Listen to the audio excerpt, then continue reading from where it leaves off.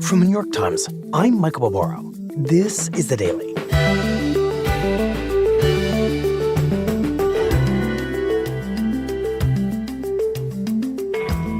A little over a year ago, at President Biden's urging, congressional Democrats passed a sweeping plan to supercharge the production and sale of electric vehicles.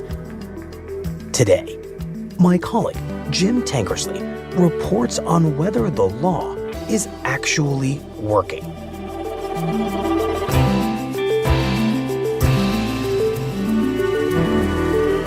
It's Thursday, November 16th.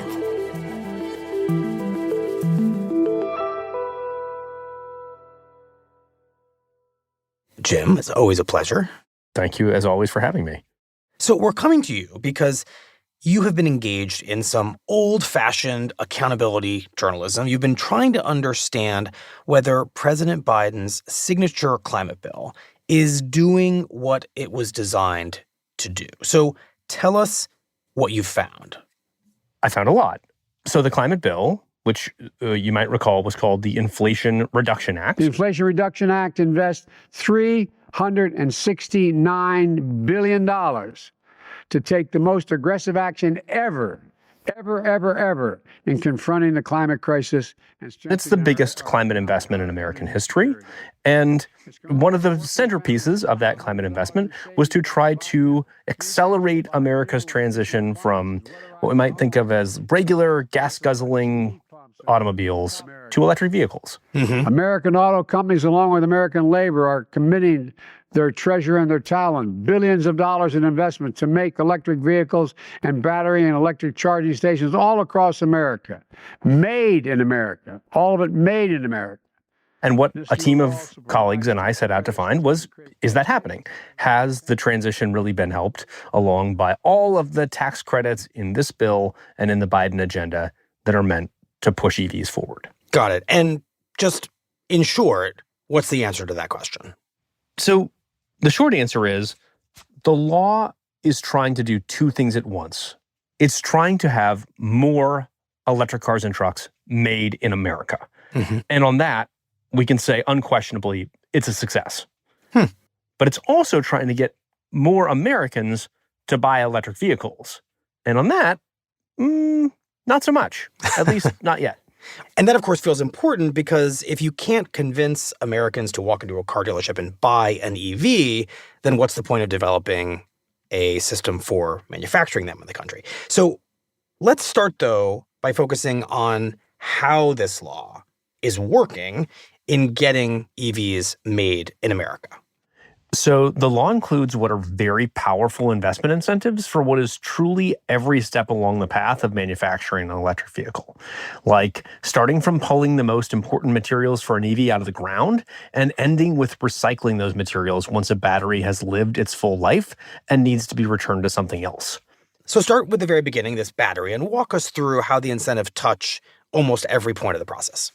Right. So there is a mining component to the Inflation Reduction Act. It is a tax credit for companies that pull out of the ground in the United States certain critical minerals that are used in the making of electric car batteries. And if you do that mining here, you get a production tax credit, which reduces your taxes and makes the project more attractive. The White House, for example, loves to tout a lithium mine in Nevada as an example of the sort of activity that's being encouraged by these incentives. Mm-hmm. Okay, what's the next touch point? So then you have the processing of those materials to be turned into batteries.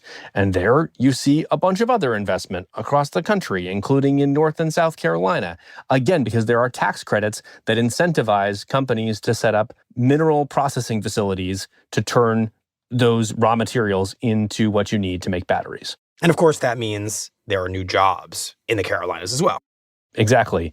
And by the way, we're talking about billions of dollars of investment that otherwise probably wouldn't be happening if not for the fact that the Inflation Reduction Act passed. Okay, so those are the batteries. How does this bill incentivize the rest of putting together an electric vehicle? Well, we've got one more step on batteries, which is that you actually have to go to a plant now with the refined materials. And here is something where we've seen a really big boom of investment activity across the South. A lot of foreign automakers have announced plans to do their own battery making facilities in the United States that will create the batteries that then will go into their electric cars and trucks. So this is pretty fascinating because just in the creation of a battery, this one component of an electric car, you're saying this bill has generated an entire ecosystem of businesses in a year. Yes, totally. And it's really interesting. Some of that ecosystem is where you might expect it, where auto plants already are, like in Michigan. But other parts of this investment are like entirely new ecosystems, like in the Mountain West, which are interesting because it sort of shows the power of these incentives to break out of the traditional economic pathways that the auto industry has been in. Mm-hmm. And then we come to sort of the final piece of manufacturing an electric vehicle, which is the actual assembly plant. And here again, the law encourages investment by companies in doing that assembly, taking the battery and the rest of the car components, putting it all together and rolling it off to head to a dealer lot here in the United States. Mm-hmm. And again, it appears to be working. So, for example, Hyundai, the Korean automaker, is going to do its first U.S. electric vehicle plant in Georgia. A company called Scout, which used to make cars in the 60s and 70s. Now they're coming back with EVs, and they're going to assemble them in South Carolina. You're basically seeing an EV supply chain grow out of almost nothing in the United States. This feels like a really powerful reminder, Jim, that tax breaks, which we often joke about and sometimes we malign, have this tremendous force in our economy. And here, government tax breaks are fundamentally transforming an industry. Yeah, the tax breaks were designed in this case to change the economics and the calculation that a company might make of where you want to build an electric vehicle. And they are very powerful, but they're not working alone here. They're not the only reason we're seeing this investment. There's a second part of the law that is really encouraging companies to spend money now to ramp up their electric vehicle sourcing and production in America. And that is tied to the question of how do you get more people to buy these cars? Well, what is it exactly? The law creates a $7,500 tax credit for most people to buy an electric vehicle. It's a lot of money. It's a lot of money. It can definitely reshape a buyer's decision when you're comparing, a Chevy Bolt versus a Toyota Camry. Mm-hmm. But there's a catch. To qualify for the credit, a car or truck has to meet certain requirements for how much of it is made and assembled in America. That's why there's so much money being poured into changing the EV supply chain so quickly.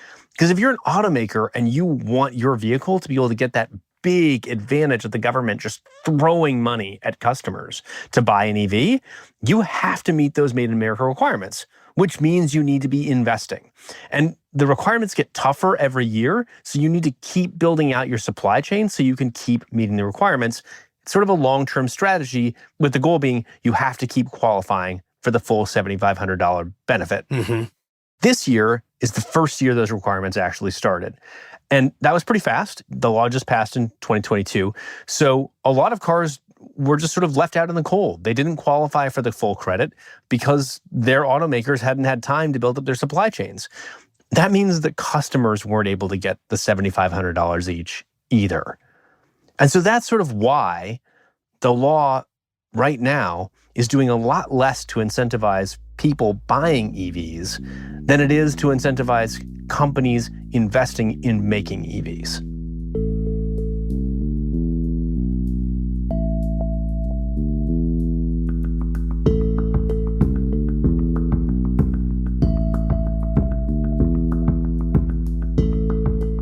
We'll be right back.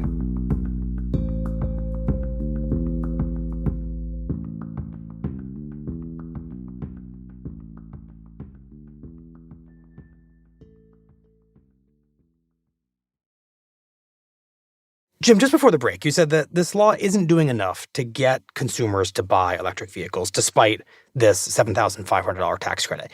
Even if the law leaves some EV car makers out in the cold, like you said, I have to imagine it still does apply to plenty of EVs. So walk us through this kind of complicated dynamic.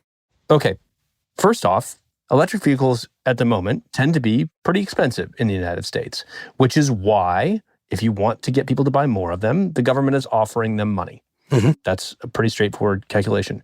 But they're also getting increasingly popular.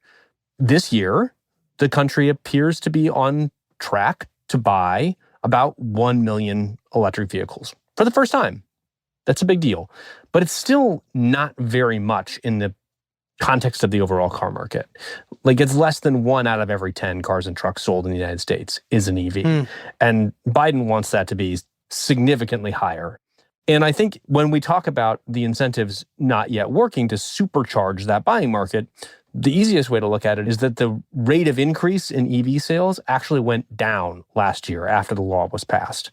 It's obviously still growing, but when you talk to car dealers, they mention a few obstacles that a lot of potential EV buyers still face when trying to decide between an EV or a conventional car. Like what? Cost is the big one. They say it's still too expensive, and particularly if the car doesn't qualify for the tax credit, which a lot of models don't, then it just doesn't pencil out for them compared to a cheaper alternative. What if it does, though? Is that still a problem, the cost of a car, even with a $7,500 tax credit? Well, you can really make a difference. Once you factor in the $7,500 credit, dealers will tell you that removes a significant barrier for a lot of buyers. But it's not everything. People still have other concerns too. They're still worried about, can I charge this car often enough and easily enough to get where I want to go? Mm-hmm. Something that people call range anxiety. Like, oh, I want to take road trips. Are there enough chargers along the highway for me to be able to do that and fuel up, like I can with a gas station with a conventional car?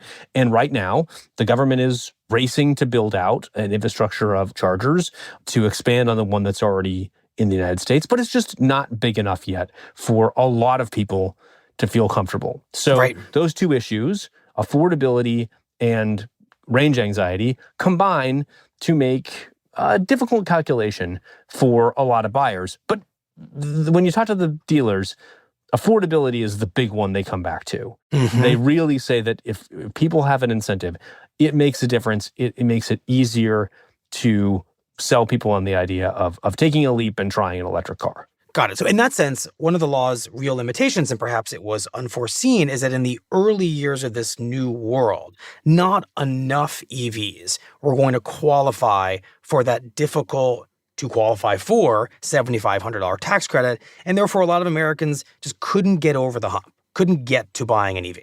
I think the best way to think about this is the people who wrote the law, and that includes some very key senators like Joe Manchin of West Virginia, who was not in a rush to get a bunch of people into EVs, but very much was in a rush to get more manufacturing in the United States. We're really trying to do these two things at once. Mm-hmm. Remember, one, they wanted people to buy more electric cars and trucks. And two, they wanted those electric cars and trucks to be built and sourced in the United States.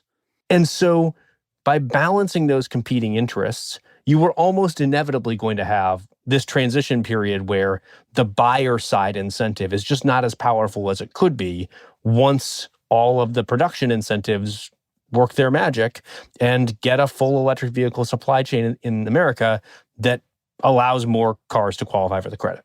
You're saying there was always going to be a trade-off. Either manufacturing was going to be favored or consumer purchasing, and in this case, it ended up being manufacturing. Yeah. If what you really wanted to do was say, listen, no matter what, we want as many Americans possible buying and driving electric vehicles right away. We don't care where they're made. You do a very different sort of shape of the law than what they did. And you might have a lot more people buying EVs today than what you actually see in the data. Mm-hmm. Now, interestingly, the Treasury Department did issue a ruling late last year that kind of gave some buyers a workaround and probably made the numbers look better than they otherwise would have. It's complicated, so I'll boil it down to basically just say the department is allowing people who lease an electric vehicle to recoup as much as $7,500, that full tax credit, off the cost of their lease, even if car they are leasing doesn't qualify for the credit because it's not assembled in America. It's essentially a workaround. So a lot of people ended up getting EVs that way this year. If you look at independent auto dealers, about half of them this year have been leased as opposed to bought. So what should we make of that? The number of people willing to lease an EV to get that incentive? Well, it's an unusually large share of auto shoppers who are choosing to lease over buying. So what that tells us is it's probably people who would not otherwise be leasing, but are responding to this workaround ability to get the full tax credit. Got it. In listening to all of this, Jim, I guess I'm a little bit confused why exactly we're supposed to care that sales, actually purchases of, not just leases of, EVs in this first year are lackluster. This is, as you have said, a long-term investment and a long-term transition that's envisioned by these investments. So what is the big deal if in just 1 year sales are a little bit disappointing? Well, there are definitely people inside the administration who say exactly what you just said. We don't need to worry about this. But there are people I talk to who worry a lot about it for a couple of big reasons. The first is every car you put on the road stays there for a while. People own cars for a long time, or they sell them as used cars, and they say the life cycle of a car is a decade or more easily. And so every time you put a conventional gasoline car on the market, on the road, it's going to stay there and it's going to continue to emit fossil fuel emissions, which contribute to the warming of the planet. Put a different way, every time you don't sell an EV, you've missed an opportunity to fight climate change. Right. And so, sure, in that scenario, if what you care about very, very most here is reducing emissions, you want as many EVs on the road as possible, as soon as possible. And in that sense, this law encouraged people to make the unenvironmentally friendly decision to buy the gas-guzzling car versus the EV. By restricting which cars qualify for the credit, the law made it easier for a lot of buyers to choose a lower-cost conventional car than would have been the case if every EV got the credit, for sure. Got it. But, Michael, the other reason people worry about getting EV sales, on a rocket pace trajectory and not just a steady climb is because they worry about what could happen in the next presidential election. If President Biden loses, either to Donald Trump or any other of the Republican candidates who are running right now in the primary, it is very likely Republicans will try to overturn basically all of Biden's efforts to promote EVs. Joe Biden's Green New Deal agenda is good for Beijing and bad for Detroit. I've watched all of the Republican debates, and when EVs come up, they are mocked. The candidates talk about them being uneconomic. And we're subsidizing the cars, not every car. We're subsidizing electric vehicles. And they want to reverse these tax credits. These subsidies are not working. We also need to take on They would like to reverse the regulations that Biden's EPA is putting in place to encourage more EVs. They need 2/3 less workers to build an electric car. Joe Biden, this strike is at Joe Biden's feet. So there's this sense that the Biden EV moment could be fragile as the next election is. Right. This maniacal push for all electric cars is killing the United States, killing Michigan. And I think we should probably establish clearly the frontrunner in the Republican field, Donald Trump, is outright hostile to electric vehicles. They say, you want electric vehicles, we'll give it to you when the damn things don't go far enough and they're too expensive. And has made very clear that he would not encourage people to buy them, and in fact that he would encourage people to buy traditional gas-powered cars.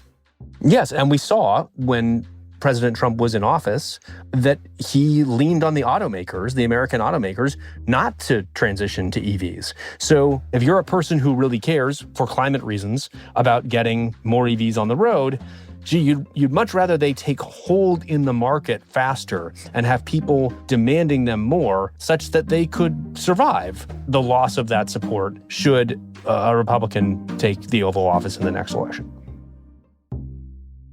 But Jim, isn't there a version of everything you just talked about where even if Biden loses and a Republican who's hostile to EVs wins, guts this law, removes these incentives, that all the investments you talked about, which are big and represent billions of dollars, represent a cake that's pretty well baked, and that this is not really derailable, that people are too invested in this change?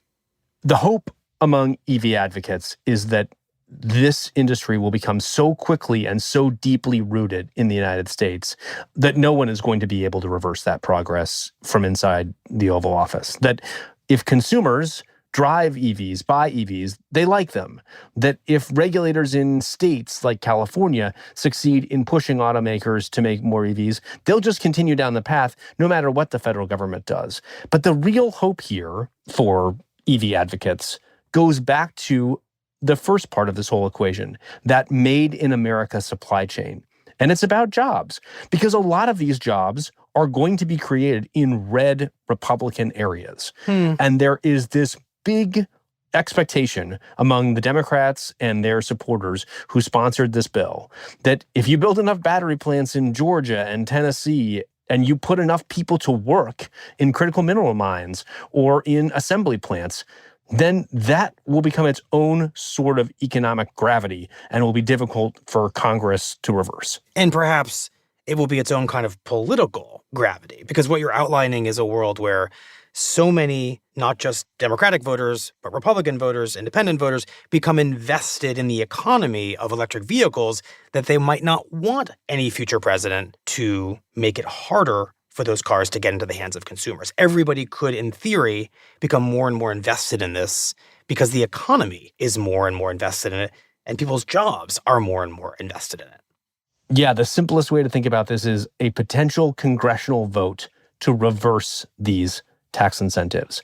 In a world in which that was an actual live option on the table, well, the hope among Democrats is that you have enough Republicans from these districts that are getting battery incentives that they will have to vote no, because they'll be getting pressure from the companies creating jobs in their districts, from the workers working at those plants. And you know, it's this sort of idea that, yeah, you can vote along party lines, but it's very difficult to vote against the economic interests of your district. And if you can make enough of the district's economic interests aligned with EVs, then maybe you've got something. And so this is, for some people, why the complicated design of the law was the right way to go. If all you did was shower subsidies on the people buying electric cars, you might make some consumers happy, but if you tie those subsidies to this complicated series of tax incentives to create production and jobs in America, well, then that might become its own sort of sustainable ecosystem, both economically and politically. Well, Jim, thank you very much. Thank you.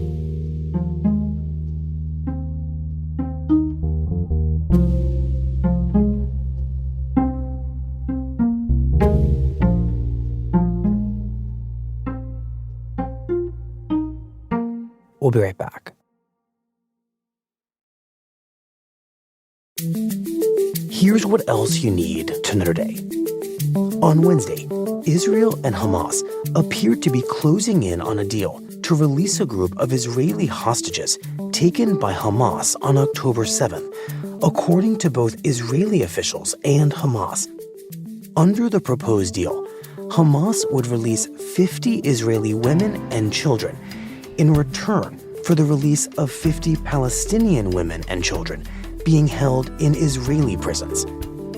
The deal, which is being negotiated by officials from Qatar, Egypt, and the U.S., would also include a so-called humanitarian pause in fighting that could last for several days. But despite the movement toward a deal, Israeli Prime Minister Benjamin Netanyahu must first present the proposal to his government for a vote. And The Times reports that some hardliners in Netanyahu's government, who do not want to make any deal with Hamas, may seek to block it. Today's episode was produced by Claire Tennisketter and Michael Simon Johnson. It was edited by Lexi Diao with help from Mark George. Contains original music by Diane Wong and Marian Lozano, and was engineered by Alyssa Moxley. Our theme music is by Jim Brunberg and Ben Landsberg of Wonderley.